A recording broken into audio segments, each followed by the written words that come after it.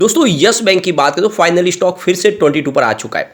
यानी जो इसका पुराना इतिहास था उसको इसने रिपीट नहीं किया। हर बार ऐसा होता था कि एक बार तेजी बनती थी फिर स्टॉक धीरे धीरे करके नीचे आता था। अब की बार ऐसा नहीं हुआ। यानी लोगों को अब विश्वास हो सकता है यस बैंक पे, क्योंकि आप देख सकते हो कि 24 से स्टॉक गिरते हुए 17 तक आया, लेकिन अब स्टॉक फिर से 22 तक पहुंच गया है। यानी आने वाले समय में हमें एक नई हाई बनती हुई दिखाई दे सके। अब इस तेजी के पीछे है दो बड़ी गुड न्यूज।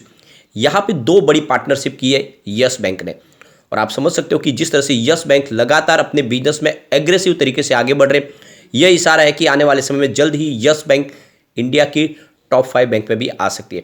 वैसे भी प्राइवेट सेक्टर की टॉप 6 बैंक तो बन चुकी है। यह प्रशांत कुमार ने अपनी तरफ से खुद कहा है कि हम इंडिया के 6ठे नंबर की सबसे बड़ी बैंक बन चुके हैं। तो जिस तरह से ये 2 साल में इन्होंने अचीवमेंट किया है, ये बहुत बड़ा एक तरह से काबिल तारीफ है। और जिस तरह से ये मैनेजमेंट काम कर रहा है, ये वाकई में आने वाले समय यस बैंक को ऊंचाइयों पे लेके जा सकते हैं। तो क्या इस समय में इन्वेस्टमेंट करना चाहिए? वैसे काफ़ी लोग हैं जो ये डर रहे हैं कि जब लॉक इन पीरियड खत्म होगा उसके बाद में बहुत सारे शेयर है जो बाजार में बिकने को आएंगे, उसके बाद एक भयंकर गिरावट हो जाएगी। लेकिन वैसी संभावना यहाँ पे थोड़ी कम दिख रही है, क्योंकि ज़्यादा करे जो इन्वेस्टमेंट है वो सारे बैंकर्स है, बड़ी बड़ी बैंकों ने निवेश किया और उनकी तरफ से कहा जा रहा है कि इस समय हम यहाँ पे लॉक इन पीरियड खुलने के बाद भी शेयर नहीं बेचेंगे। और क्यों बेचेंगे? अगर इसकी शेयर की प्राइस लगातार बढ़ रही है तो वो भी अपना इन्वेस्टमेंट क्यों बेचेंगे, उसको और बढ़ने क्यों नहीं देंगे? तो ऐसे में लॉक इन पीरियड में शेयरों के नीचे आने की संभावना कम है। वैसे भी एसबीआई इसमें से अपनी हिस्सेदारी नहीं निकालेंगे, तो डरने वाली बात नहीं। और भी आप समझ सकते हो कि मार्च के पहले जनवरी भी है और फरवरी भी है, तो डरने वाली बात नहीं। तब तक इसकी प्राइस बहुत ऊपर तक जा सकती है। तो आगे की क्या संभावना जानेंगे और इन दो पार्टनरशिप को भी डिस्कस करेंगे और आज के डील को भी डिस्कस करेंगे, किस तरह से आज वॉल्यूम हुआ है। सबसे पहले अगर हम आज के ट्रेडिंग को डिस्कस करें तो स्टॉक की शुरुआत 21.90 पर हुई और लो बना है 21.75 का। अब यहाँ पे अच्छी बात रही कि पूरे दिन में आज यहाँ पे गिरावट देखने को नहीं मिली, क्योंकि कल की जो क्लोजिंग थी वो 21.765 की थी। उस हिसाब से देखें तो काफ़ी दिन भले थोड़ा स्टॉक नीचे आया, लेकिन गिरावट देखने को नहीं मिली। और जो हाई है वो 22.25 का। अंत में क्लोजिंग 22.10 के आसपास हुई, यानी 2.08% की शानदार तेजी देखने को मिली। क्लोजिंग लगभग ऊपर की तरफ है। अब स्टॉक ने 1 ईयर की रिटर्न की बात करें तो 52% का शानदार रिटर्न दे दिया। 14 के आसपास स्टॉक था 4 जनवरी 2022 को, और 6 मंथ के हिसाब से तो इसने ज़बरदस्त रिटर्न दिया है लोगों को, 74% का। स्टॉक 12.65 के आसपास था 4 जुलाई 2022 को। तो जिसने भी 6 मंथ पहले निवेश किया होगा उसको तो ज़बरदस्त रिटर्न मिला। एक तरह से देखें तो उनके लिए उनकी जो रकम है वो दुगुनी हुई है, क्योंकि 24 तक स्टॉक जाके भी आया है। सिर्फ 1 मंथ की बात करें स्टॉक का रिटर्न 26% का है। 17 के आसपास स्टॉक था 5 दिसंबर को, और इस गिरावट में दिसंबर में ही फिर से लोगों को मौका भी मिला था उस लेवल पे खरीदारी करने का। फिर से स्टॉक 17 के आसपास आया था। 5 डेज के हिसाब से स्टॉक में आप देख सकते हो 11.90% की फिर से तेजी बन चुकी है, लगभग 12% की। स्टॉक 19 के आसपास था 5 दिन पहले। तो ये अब देख ही सकते हो काफ़ी शानदार रिटर्न दे चुका है स्टॉक। इसके वॉल्यूम को देखें तो पिछले 1 महीने पहले 56 करोड़ का वॉल्यूम था, 12 करोड़ की डिलीवरी उठाई गई थी। 1 वीक पहले 43 करोड़ का वॉल्यूम होता और 7 करोड़ की डिलीवरी उठाई गई थी।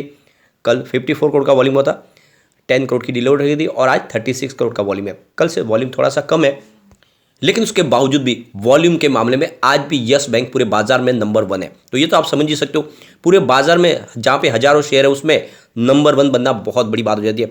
वॉल्यूम टॉपर है, यानी लोग इसमें ज़्यादा से ज़्यादा खरीदारी करना पसंद भी कर रहे हैं। तो ये अब लोगों की पहली पसंद बन चुका है काफ़ी समय के बाद।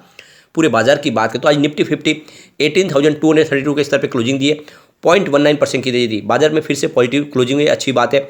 निफ्टी बैंक की बात करें तो 43,425 के स्तर पे 0.51% की तेजी, यानी लगभग आधा परसेंट की। निफ्टी पीएसयू बैंक की बात करें तो 4,380 के स्तर पे 0.72% की तेजी थी। निफ्टी प्राइवेट बैंक में 22,139 के स्तर पे 0.63% की तेजी थी। तो ये तो आप समझ ही सकते हो कि दूसरे बैंकिंग शेयरों में 1% से नीचे की तेजी थी, इतनी बड़ी तेजी नहीं थी। लेकिन यस बैंक के स्टॉक में लगभग 2-2.5% की हमें तेजी देखने को मिली। अब इसके पीछे जो सबसे बड़ी गुड न्यूज है, यस बैंक ने माइक्रोसॉफ्ट के साथ में एक पार्टनरशिप की है, जिसके माध्यम से एक मोबाइल ऐप सर्विस प्रोवाइड की जाएगी नेक्स्ट जनरेशन की।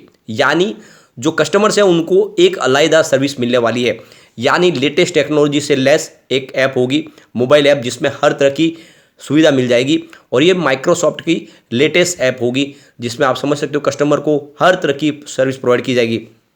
तो यहाँ की इस माइक्रोसॉफ्ट की क्लाउड बेस्ड सर्विस के माध्यम से देखें तो कस्टमर को online payments, shopping, rewards, offers, ये सारी की सारी सर्विस उस ऐप के माध्यम से मिल जाएगी। यानी एक तरह से पूरी बैंकिंग सर्विस माइक्रोसॉफ्ट के उस ऐप के माध्यम से कस्टमर कर पाएगा। यस बैंक के कस्टमर को यानी एक तरह से बहुत ही सेफ और सिक्योर सर्विस मिलने वाली है। यानी ये ऐप के माध्यम से आप सारा काम कर पाएंगे, आपको बैंक तक जाने की जरूरत नहीं पड़ेगी। जैसे कि आपको पता ही होगा, यस बैंक हमेशा लेटेस्ट टेक्नोलॉजी अपनाने में सबसे आगे है। जो भी सर्विस है उनके पास एकदम यूनिक है और सबसे लेटेस्ट है। और अब ये माइक्रोसॉफ्ट के साथ जो इनका बिजनेस टाइप हुआ है, ये इन सर्विस को 2 कदम और आगे लेके जाने वाले, यानी कस्टमर को 3rd जनरेशन की सर्विस मिलने वाली है। यहाँ पे देख सकते हो कस्टमर के लिए loans, payments, deposit, investment, cards, सारी फैसिलिटीज मिलने वाली है।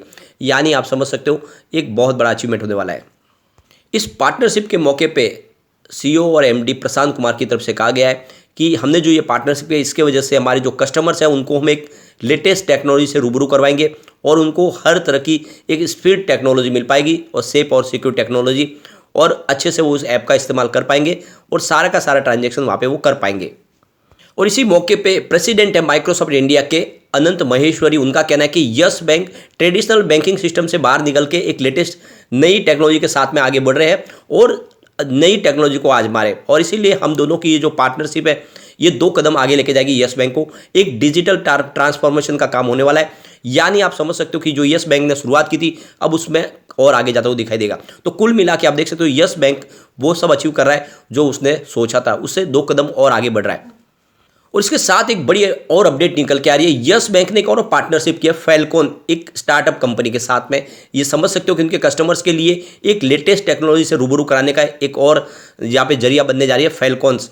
अब यहाँ पे समझ सकते हो कि कस्टमर को जितना हो सके नई टेक्नोलॉजी से रूबरू कराना, ये यस बैंक का पहला एक ध्येय बन चुका है। और आप देख सकते हो कंपनी के लिए जो पेमेंट्स, लेंडिंग, कार्ड्स और हर तरह के प्रोडक्ट इस स्टार्टअप के माध्यम से अवेलेबल होंगे। तो यहाँ पे हम समझ सकते हो कि ये जो पार्टनरशिप है, ये भी यस बैंक के कारोबार को तेज़ी से आगे बढ़ाएगी। तो फैल्कॉन स्टार्टअप के माध्यम से देखें तो उनके जो SMEs है, क्लाइंट्स जो रिटेल इन्वेस्टर है, कॉर्पोरेट है, उन सब के लिए काफ़ी ज़्यादा प्रोडक्ट होने वाले हैं और हर तरह की उनको सर्विस मिलने वाली है। इस मौके पे चीफ ऑपरेटिंग ऑफिसर है अनिता पाई यस बैंक के, उनकी तरफ से कहा गया कि इस पार्टनरशिप के माध्यम से हमारे क्लाइंट्स को हम आने वाले समय में बेस्ट से बेस्ट प्रोडक्ट उपलब्ध करा पाएंगे और उनके लिए जो सर्विस होगी वो शानदार होने वाली है। तो ये कोलैबोरेशन है जो हमारे बिजनेस को और तेज़ी से आगे बढ़ाएगा और कस्टमर को भी एक नया अनुभव होने वाला है। तो कुल मिला के आप देख सकते हो कि आज 2 बड़ी गुड न्यूज़ निकल के आई है जो इशारा करिए कि अब यस बैंक यहाँ पे रुकने वाली नहीं है। तो लगातार यस बैंक की तरफ से बहुत कुछ किया जा रहा है। यहाँ पे देख सकते हो कि यस बैंक ने अपने NPA से छुटकारा पा लिया है, एक बड़ा उनको फंड भी मिल चुका है। इसके अलावा कल ही हमने डिस्कस किया है, यस बैंक के MD प्रशांत कुमार ने अपनी तरफ से क्लियर किया है कि आने वाले समय में लॉक इन पीरियड के बाद में मुझे नहीं लगता कि जो शेयर है वो बेचने को आएंगे लोग, जबकि इसकी प्राइस बढ़ती हुई दिखाई देगी। कामकाज पटरी पे आ चुका है। इसके अलावा उनका कहना है कि हमारा NPA से हमने लगभग पूरी तरह से छुटकारा पा लिया है, हमारे पास काफ़ी ज़्यादा विजन है और हम इंडिया की 6ठी प्राइवेट सेक्टर की बैंक बन चुके हैं और आने वाले समय में और तेज़ी से कारोबार को आगे बढ़ाएंगे। तो ये जो सारी बातें ये इशारा करिए कि यस बैंक आने वाले समय में डेफिनेटली इसकी प्राइस और बढ़ती हुई दिखाई देगी। तो नज़रिया लॉन्ग टर्म का लेके आपको इस समय यस बैंक में इन्वेस्टमेंट कर लेना चाहिए। और ये बात मैंने आपको आज नहीं बताई, तब से बता रहा हूँ जब सारे इसके सेल के टारगेट दे रहे थे, लोग इस स्टॉक से दूर रहने को कह रहे थे कि ये कचरा स्टॉक है, इससे दूर हो जाए। लेकिन मैंने आपको लगातार बोला कि यस बैंक वाकई में ग्राउंड लेवल पे काम कर रही है और ये यस बैंक साबित कर रही है कि आने वाले समय एक बड़ा मल्टीबैगर बन सकती है। अब यहाँ पे यस बैंक के टारगेट की बात करें तो चॉइस ब्रोकिंग के एग्जीक्यूटिव डायरेक्टर सुमित बगड़िया का कहना है कि आने वाले 6 से 9 महीने में इसकी प्राइस 50 को टच कर सकती है। यानी अगर आपके पास इतना समय है इसको निवेश करके रखने का तो आपको 50 का टारगेट देखने को मिल सकता है। और रिसेंटली टारगेट इसका 24 का है जो आपको जल्दी टच होता हुआ दिखाई दे सकता है। वैसे आज 22 को इसने ऑलरेडी टच किया है। 17 का स्टॉप लॉस लगाने के लिए बोला है। तो आने वाले इसमें आपको 50 के टारगेट के साथ में इसमें इन्वेस्टमेंट करना चाहिए। और मुझे लगता है यस बैंक अब रुकने वाला नहीं है और वाकई में यस बैंक ने ये साबित भी किया। तो यस बैंक का स्टॉक डेफिनेटली एक बड़ा मल्टीबैगर बनेगा। लेकिन फ्रेंड, कोई भी इन्वेस्टमेंट करने से पहले अपने फाइनेंशियल एडवाइजर से एक बार ले ले या अपना खुद का रिसर्च करें, क्योंकि मैंने वीडियो आपके एजुकेशनल पर्पज़ के लिए ही बनाया। वीडियो पसंद आए तो लाइक से जरूर कीजिए और चैनल को सब्सक्राइब कर दीजिए। Thank you friend.